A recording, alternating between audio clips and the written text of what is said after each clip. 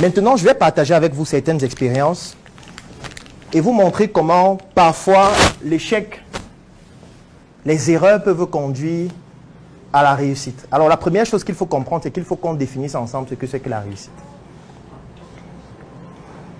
La réussite n'est pas une destination.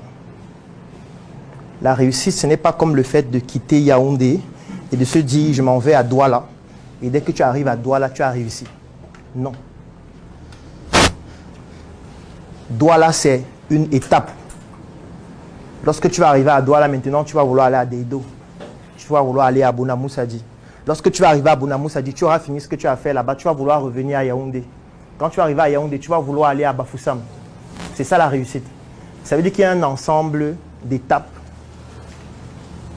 Et c'est à chaque fois que tu atteins une étape que tu te fixes de nouveaux objectifs pour atteindre l'étape suivante. Et c'est ce chemin-là qu'on appelle la réussite.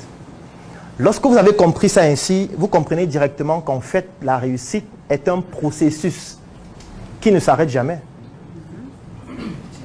Ça ne s'arrêtera jamais. C'est pour ça que quand je vois un entrepreneur, par exemple, dire « Bon, actuellement, la situation est difficile. Quand ce sera plus stable, je vais pouvoir faire ceci. » En fait, ça ne sera jamais plus stable. Quand je vois quelqu'un dire ça, ça veut dire qu'il ne comprend pas que la réussite, c'est une dynamique. Il n'existe pas un moment où les choses seront stables. Ça n'existe pas. La stabilité peut être ponctuelle, mais elle ne peut pas être infinie.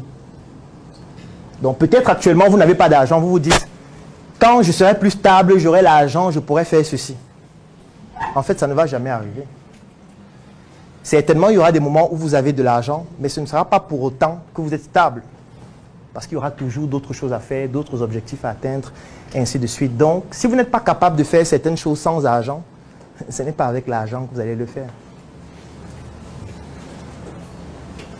Parce que l'argent va entraîner une autre énergie, une énergie qui va vous pousser à parfois modifier la trajectoire de votre réussite.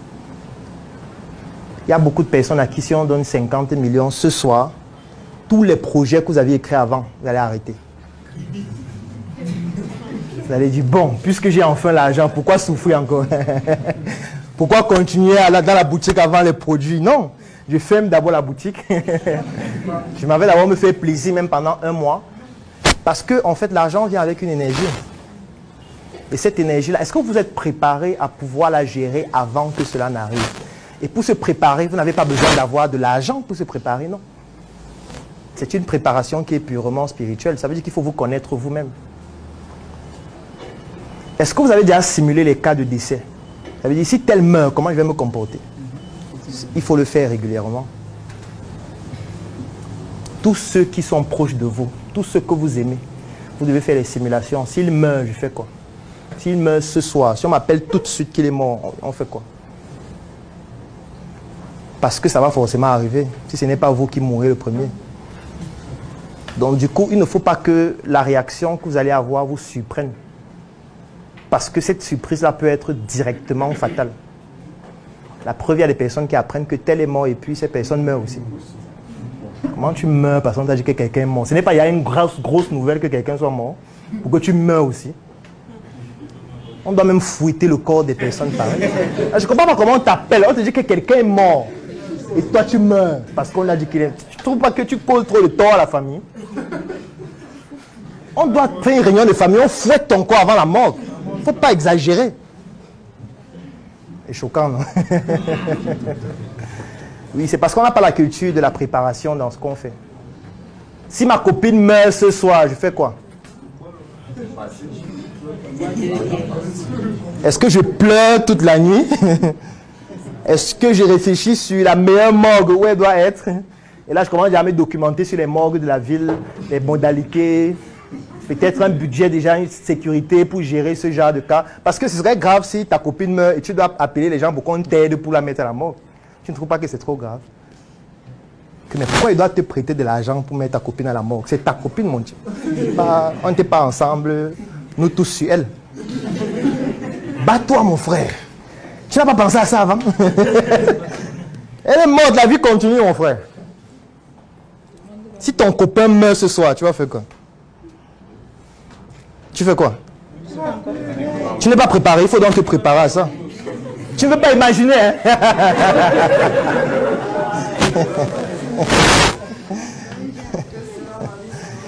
En fait, le thème que j'ai mis, c'est la réussite, pas les erreurs.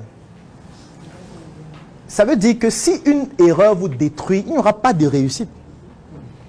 C'est pour ça qu'il faut anticiper sur les erreurs et en faire des points d'ancrage et non des points de finalisation, de fin. Parce que l'erreur ne provient pas seulement des actions que tu poses. Hein. L'erreur peut provenir de quelqu'un d'autre. Tu peux être en train de conduire, tu respectes le code de la route, tu es prudent, le camion vient te cogner. C'est une erreur qui n'est pas due au fait que toi, tu ne te comportais pas bien, non. C'est pour ça que j'aime bien cette phrase de Malox qui dit « Ce n'est pas parce que tu ne cherches pas la femme des gens qu'on ne va pas chercher ta femme. » Ça n'a rien à voir les deux. Ce n'est pas parce que tu es humble, tu ne déranges pas les femmes des gens, tu aimes juste ta femme, que tous ceux qui sont autour de toi ne vont pas courtiser et vouloir coucher avec ta femme chaque soir. Non, ça n'a pas de rapport. Ça va se faire. Et quand ils vont trouver une faille, ils vont le faire. Autant de fois que nécessaire. Jusqu'à te faire partir et rester avec elle. Oui, ça va se faire. Donc, c'est pour dire quoi? C'est pour dire qu'il faut absolument, lorsqu'on veut réussir, comprendre que les erreurs doivent être des points d'ancrage. Les points d'ancrage, ça veut dire quoi? Ça veut dire que si voici le chemin et que je sais qu'il y aura des erreurs, il ne faut pas que lorsque l'erreur survient, ça me détruise directement et puis je meurs. Émotionnellement, physiquement, psychologiquement, non. Ça doit être un nouveau point d'un nouveau départ en attendant la prochaine erreur. Et c'est l'ensemble de ces erreurs-là qui deviennent des points d'ancrage qui constituent dans le chemin de ma réussite. C'est pour ça qu'il faut anticiper sur les erreurs, notamment comment est-ce qu'on va réagir émotionnellement et surtout, qu'est-ce qu'on ne fait pas à la suite. Je vais prendre un autre exemple. Chez nous, la mort est quelque chose qui fait peur. Ça fait tellement peur au point où on est tétanisé à l'idée de mourir ou à l'idée de voir nos proches mourir. Et c'est devenu tellement un scandale au point où les gens ne préparent plus leur mort. Pourtant, ça devrait se faire. Tu devrais pouvoir planifier là maintenant. Quand je vais mourir, qu'est-ce qui doit se passer? Il faut qu'il y ait quelqu'un qui connaisse ton code Orange Money, par exemple. Parce que ce serait con de mourir avec de l'argent bloqué à l'intérieur. Avec de l'argent bloqué dans un compte que personne ne connaît.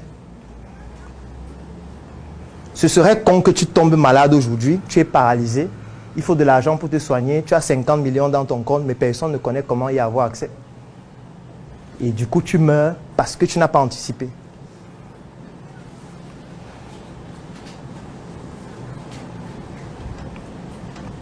Moi, quand je finis la fac de médecine, je me dis, je suis intelligent, il faut que je me lance en entrepreneuriat. Surtout que j'ai eu beaucoup de frustration. Je n'ai pas eu le concours de la fonction publique. Je suis martyrisé dans les hôpitaux. Je gagne 40 000, 50 000 par mois. Il faut que je me lance pour me venger. Du coup, tu te lances en te basant sur une mauvaise question. Et les résultats sont là. Je me dis, je vais créer une structure, SOS Médecins Cameroun. Et ce que je vais faire, c'est que je vais aller consulter à domicile. Je vais communiquer sur Internet. Le tout, c'est d'avoir un peu d'argent pour vivre décemment en pratiquant la médecine. Je n'avais pas trop d'objectifs dans la tête. Je me suis lancé parce que j'avais des frustrations. Si j'avais passé le concours de la fonction publique, je n'aurais jamais fait ce projet. C'est que peut-être personne ne me connaît. Je serais peut-être en Galmedouka quelque part, dans un hôpital, en train de consulter chaque jour. Donc du coup, quand tu as cette frustration, tu te dis, peut-être c'est ça qui doit me pousser à me lancer. Du coup, je me lance sur la base de cette frustration. Mais quand je regarde a posteriori, c'était une mauvaise décision. La mauvaise décision n'est pas le projet, parce que le projet était magnifique. La mauvaise décision, c'est ce pourquoi on se lance dans le projet. Parce qu'au final, qu'est-ce que j'ai fait? Au final, j'ai abandonné le projet. Abandonné pourquoi? Parce que la motivation, l'énergie qui me poussait à me lancer dans le projet n'était pas appropriée. Donc parfois, vous allez vous retrouver en train d'abandonner certaines initiatives, pas parce que ce ne sont pas de belles initiatives, mais parce que l'énergie qui vous drive, qui vous pousse à vous lancer n'est pas bonne. On ne lance pas un projet sur un coup de tête. C'est une mission tellement grande, tellement importante qu'on ne peut pas le faire sur un coup de tête. Comme on ne fait pas un enfant sur un coup de tête. Comme on ne fait pas un enfant parce qu'il pleuvait. Parce que les enfants qu'on a fait quand il pleuvait, quand on les voit dans la société, on les reconnaît. Quand tu vois comment ils se comportent, tu comprends qu'on l'a accouché quand il pleuvait. Ses parents pensaient à le concevoir quand il pleuvait. Rien n'a été pensé. Il est aussi né comme ça. Et quand on est comme ça, on devient quelqu'un de comme ça aussi. Qui dans la société devient comme un fardeau. Est-ce qu'il y a des personnes qui ont déjà lancé un projet et qui ont abandonné? Pourquoi tu as abandonné? Plusieurs projets. Oui, mais un seul que tu as abandonné. Ah oui, micro. Oui, vas-y. C'était un projet de manioc avec les amis. Oui. Bon, pour un début, on se lançait juste parce que, bon, comme on aussi a appris l'entrepreneuriat et tout, on a donc décidé de se mettre ensemble pour lancer le projet. Mais on avait commis une erreur, c'était qu'il n'y avait pas de porteur de projet. C'était déjà, il est venu avec une idée et tout, on a dit ok, il faut combien? On a aussi donné, bon, chacun donnait ce qu'il avait. Du coup, à un moment donné, je déconnectais parce que je ne comprenais pas trop en fait comment ça fonctionnait. Donc c'est comme ça que j'ai abandonné même sans savoir comment ça finit. Parce qu'il y avait aussi des personnes assez un peu malhonnêtes. Du coup, qui faisaient les descentes, qui géraient, mais ne venaient pas donner les comptes. D'accord. Bref, j'ai abandonné le projet parce que je ne m'y trouvais pas trop dedans. Je ne comprenais même pas comment ça fonctionnait. Et je me suis retrouvée à aimer comme ça. D'accord. Quelqu'un d'autre qui a abandonné un projet? Oui. J'ai abandonné un projet de fabrication de jus de fruits. En fait, c'était des jus de fruits diététiques. Donc, mais lors d'une conférence, l'auditeur parlait et puis je me suis rendu compte que je ne maîtrisais même pas réellement ce que mon produit pouvait faire de mal aux personnes qui le consomment. Donc les lois fiscales, sanitaires qui peuvent arriver, donc je ne voulais pas terminer en prison. Peut-être la prison, c'est un point d'ancrage de ta réussite. Peut-être. Oui, micro. Bonjour à tout le monde. Bonjour. Je suis Taït Fonga, maître de cérémonie. Alors j'ai abandonné plusieurs projets parce qu'en fait les objectifs ne corrélaient pas avec ce que j'étais en train de faire. Donc j'avais des objectifs que je voulais atteindre, mais les projets dans lesquels je m'investissais, ça ne corrélait pas. D'accord. Oui, vas-y. Bonsoir. Bonsoir. En fait, moi j'ai eu un peu sur plusieurs projets, mais il y a un projet particulier que je veux m'attarder dessus. C'est, je crois que c'était votre vidéo, soit vous Philippe Simon, qui était les gars, mais qu'est-ce que tu attends? Investir, il faut commencer à entreprendre. Et comme vous faisiez des vidéos sur la cosmétique, et j'avais une petite compétence en terminale qui savait faire le savoir en qui lance là. Pourquoi la motivation était que il faut que j'ai un peu de l'argent. Enfin, je commence aussi comme tout le monde commence. Elle était heurtée. Comment pas? Je sors là, je marche et puis c'est comme ça que la motivation partait seule. Je ne marchais même pas. Je pense ça beaucoup. Tu as commencé à te laver toi-même. Oui, quelqu'un d'autre veut réagir derrière. Bon après-midi à tous. Bon après-midi. Je suis psychologue clinicienne. Alors moi, j'ai échoué dans le marketing de réseau. Un jour, je regarde une vidéo sur Internet et j'entends beaucoup la liberté financière. J'ai été intéressée, je suis allée dans une compagnie de marketing de réseau. Et pendant un an, je voyais flou. Je cherchais comment est-ce que je vais parvenir à la liberté financière, je n'arrivais pas. Et puis j'ai abandonné, je me suis dit ça c'est du niveau. D'accord. En 2024, tu as désormais entre les mains le pouvoir de changer ton destin, de changer ta vie. Je sais que tu as des projets, mais parfois la chose qui te manque, c'est la visibilité nécessaire pour permettre à ces projets de toucher la cible que tu recherches afin que les réalisations te permettent de te réaliser. Moi aussi, j'ai rencontré les mêmes problèmes, les mêmes difficultés. Il y a de cela pratiquement 10 ans, lorsque je me lançais en entrepreneuriat, j'avais 800 idées par seconde, mais parfois, pour permettre, même ne serait-ce qu'à une seule de ces idées de toucher la cible, je manquais de moyens nécessaires pour pouvoir bénéficier d'une visibilité extraordinaire qui permettrait à mes projets de pouvoir se développer.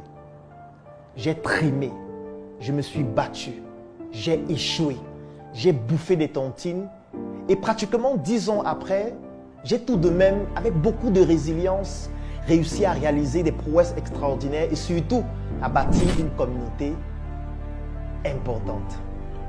Aujourd'hui, je voudrais te permettre de bénéficier de ce que j'ai réussi à bâtir parce que je sais exactement ce que tu rencontres comme difficulté actuellement. J'ai conçu une offre. Cette offre comporte une publication de ton projet sur ma page Facebook Dr Claudel Nombissier qui fait plus de 700 000 abonnés. 2 formations dont l'une s'appelle Générer des prospects en ligne et hors ligne pour te permettre de pouvoir trouver des clients. Et comme je sais que pour trouver des clients, tu vas faire face à des objections du style « ça coûte trop cher, ça ne m'intéresse pas, j'ai déjà un produit ou un service dont je suis satisfait », tu bénéficies aussi d'une 2e formation vidéo dont le thème c'est l'art de gérer les objections de tes clients. Le 3e élément dont tu vas bénéficier dans cette offre, c'est un e-book dont le titre c'est « Entreprendre et investir différemment ». Oui, parce que lorsqu'on n'a pas beaucoup de moyens, on doit pouvoir penser différemment. Et la 4e chose, c'est un groupe privé. Je suis certain que tu te demandes à ce moment combien coûte cette offre. Et parce que tu te poses cette question, j'ai donc décidé de te l'offrir au prix de 10 000 francs CFA. Oui, tu l'as bien écouté. 10 000 francs CFA pour bénéficier de toute cette offre ou 25 € pour toutes les personnes qui résident à l'extérieur du Cameroun.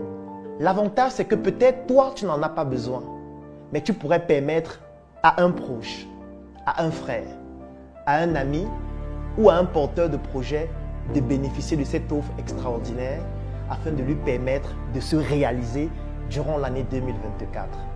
Je vais laisser un lien dans la description de cette vidéo et en commentaire. Clique sur ce lien, remplis le formulaire pour bénéficier de manière exclusive de cette offre et dans le formulaire, tu découvriras aussi d'autres offres pour des entrepreneurs d'un niveau un peu plus élevé.